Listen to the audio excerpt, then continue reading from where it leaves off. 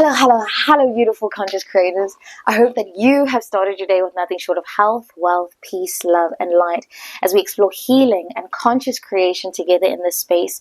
I hope that you remember to be kind and patient with yourself and your thoughts. So, in the initial video, pre to this video, I did mention that I've gained a lot of insight over the past year and a half, and I feel like I'm in a space where I'm ready to start sharing again, ready to start using this platform again. And this morning I was with one of my mates who is also starting his own YouTube channel, or like his own thing, and we agreed we'd keep each other accountable. And so while I was recording, my mic died. So I have like 13 minutes of complete silence. And so I charged, I sat down on the couch because you know what? It's never that deep. It's never, things are never that serious.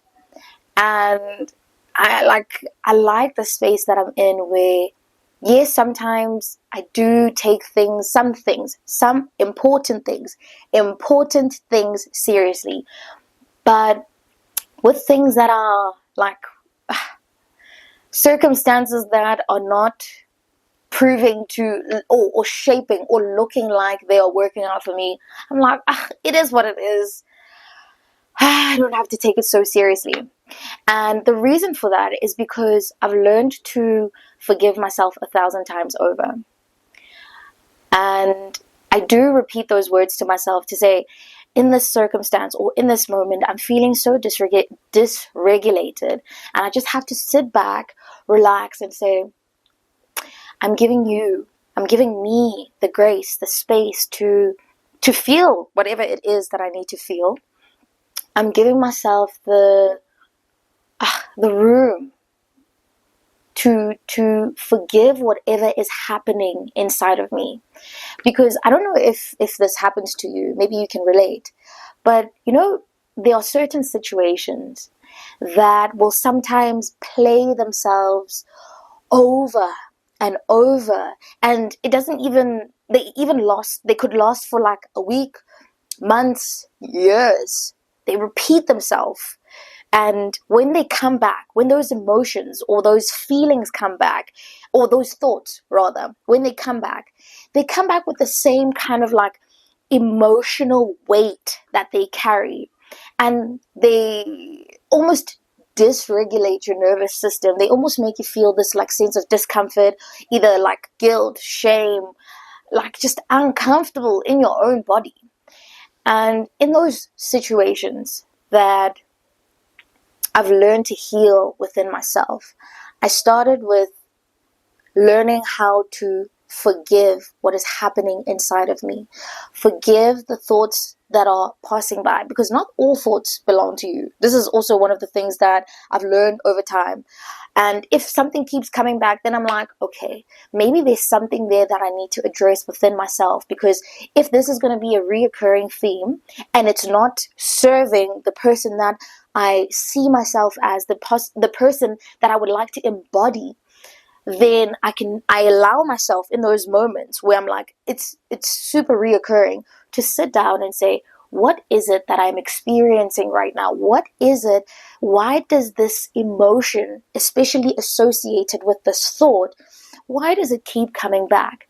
Is it something that I'm supposed to see, learn, understand?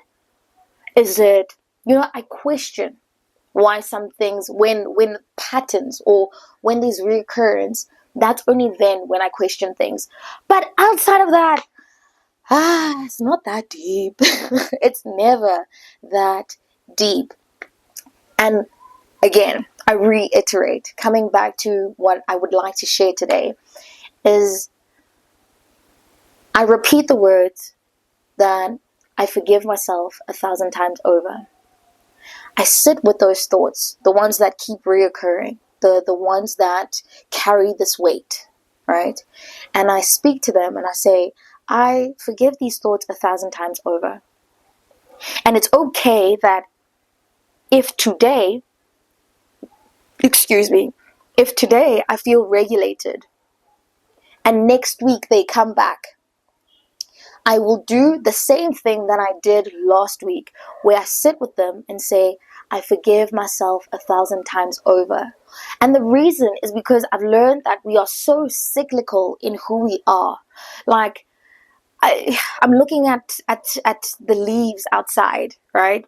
And in their growth, in the expansion and in the retraction, and they grow throughout the seasons, right?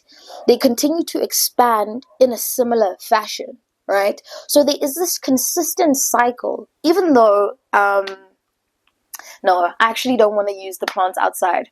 I'm going to use something different. I'm going to use something that is probably more related to I can paint a visual of it. Actually, I might use a board the next time. I got myself like a little mini board where I'm going to start drawing. But if you have hurt yourself, right, and you have a scab or a wound, sometimes if it's deep enough, it causes you a bit of pain in the future. There's it will heal, but then after some time, maybe there's a sense of discomfort in that area if it was bruised hard enough. If it was hurt or fractured or broken hard enough, sometimes you feel the tension, or there's something there about it that doesn't feel completely healed, even though you went through the process of saying, oh, this is already healed. And then a time or some time in the future, then it feels like, oh, it's not feeling too great again. What am I saying? What I'm trying to paint, the picture that I'm trying to paint. I should have used the board. I didn't know that I was going to go down this down this route with this conversation about 1,000 forgiving yourself 1,001 times over.